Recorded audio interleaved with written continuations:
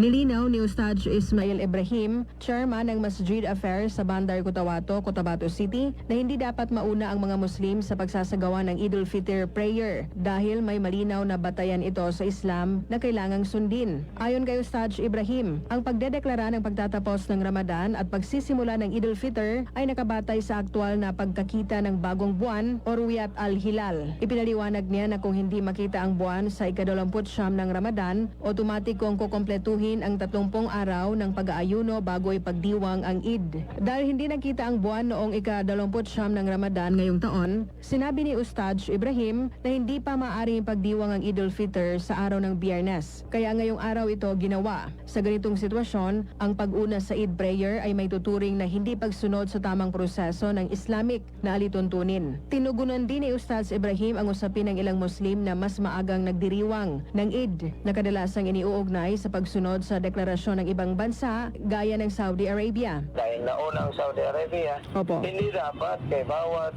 magtataralapit na country ay sila ay pwede magsama-sama. Napakalayo naman ang agwat natin sa oras. Ay ibig sabihin 5 oras at napakalayo ang agwat. Sa huli hinikayat ni Ustadz Ibrahim ang mga mananampalataya na sundin ang tamang proseso, tapusin ang Ramadan ng buo at pagsunod sa mga alituntunin ng Islam. Ngayong matatapos na ang buwan ng Ramadan ngayong araw, nagpaabot ng pagbati si Ustadz Ibrahim sa mga Muslim brothers and sisters. Rufa Mokalid, NDBC, Bida Balita.